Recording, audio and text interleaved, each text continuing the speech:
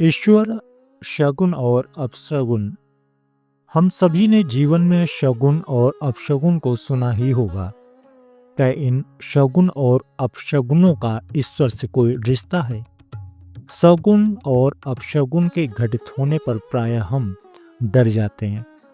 क्यों और क्या है इसका मतलब? और ईश्वर शगुन के होने पर खुश और अपशगुन के होने पर हमारे कार्य बिगाड़ देते हैं, जैसा कि हम सोचते हैं। पहला कि अगर शगुन के होने पर हम खुश होते हैं और अपशगुन के होने पर ईश्वर ये क्या कर दिया जैसा शब्द है, तो क्यों? दूसरा, जब हमारे सारे कर्मों का फल ईश्वर ही देते हैं तो शगुन के घटित होने पर भी तो फल ईश्वर ही देंगे। क्या वास्तव में शगुन और अपशगुन का हमारे जीवन के साथ ईश्वर का कोई रिश्ता है या फिर कुछ और? पहले कुछ प्रचलित अपशगुन के बारे में बात करते हैं, क्योंकि उनसे ही हमें भय रहता है। जैसे पहला है बिल्ली का रास्ता काटना, दूसरा है शीशे का टूटना, तीसरा है छींक आना, चौथा है खाली बाल्टी। ऐसे ही कई सारे अपशगुन हैं जिनके घटित होने पर हम डर जाते हैं और अक्सर हमारे काम बिगड़ जाया करते हैं। कहाँ से शुरू हुए अपशगुन और इनका वास्तविक जीवन में क्या अर्थ है, आइए जानते हैं। आज हम पहले अपशगुन की बात करेंगे, बिल्ली का रास्ता काटना। बिल्ली के रास्ता काट देने से यानी किसी जरूरी काम से निकलते वक्त बिल्ली अगर रास्ता काट जाए तो जिस काम के लिए हम जा रहे हैं मान लीजिए कि वो नहीं होगा। क्या बिल्ली रास्ता काट कर ये बताने आई थी कि आपके द्वारा की गई पूरी मेहनत मैंने रास्ता काट कर बेकार कर दी? या फिर हमने खुद ही समझ लिया कि बिल्ली के रास्ता काटने के बाद हम जिस काम के लिए जा रहे थे वे अब नहीं होगा? क्या ये सही है? नहीं, लेकिन हमारे पूर्वजों ने जो कहा वो भी गलत नहीं होगा।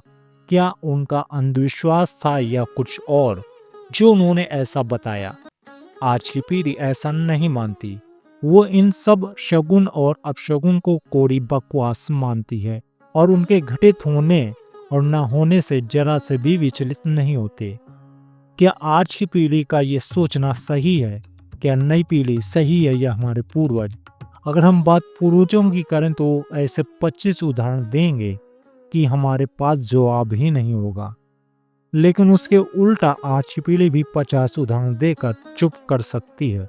लेकिन ज्यादा से ही हमारे पूर्वज थे, क्योंकि बड़े यानी पूर्वज कोई बात बेकार में नहीं कहते और आज की पीढ़ी भी इस युग में इस अंधविश्वास को नहीं मानती। उसको लॉजिक चाहिए, नहीं तो वो मानेंगे नहीं। पूर्वजों ने कहा कि अगर बिल्ली रास्ता काटे तो रुकें और बिल्ली को निकल जाने दें, जिसके बाद आप अपने काम पर जा सकते हैं। लेकिन समय के साथ घटित घटनाओं और लोगों ने इसमें कई बातें जोड़कर इसको एक अंधविश्वास का रूप दिया। यह यूं कहें सीधी बात जिसने नहीं मानी होगी उसको उल्टी तरह से समझाया गया और तब से ऐसा होने लगा। पूर्वजों का मतलब था कि बिल्ली जो घर में एक छोटा सा पालतू जानवर है, वो गांवों जो अब शहर और गांव दोनों में हमेशा बिल्ली एक घर से दूसरे घर में जाते समय रास्ता काटते समय अगर हम निकल रहे हैं तो हो सकता है अंधेरे में या हमारे द्वारा वाहन से या पैरों के नीचे दबकर वो चुटहिल हो जाए या उसकी मौत हो जाए तो एक जीव हत्या लगेगी और मरने वाले की आत्मा से आह भी जो हमारे कर्मों को प्रभावित कर सकते हैं। तो ऐसा ना हो कि हमारी वजह से कोई जीव हत्या हो या उस जीव का कोई नुकसान पहुंचे, इसलिए हमारे पूर्वजों ने बिल्ली के निकलने पर रुक जाने को कहा।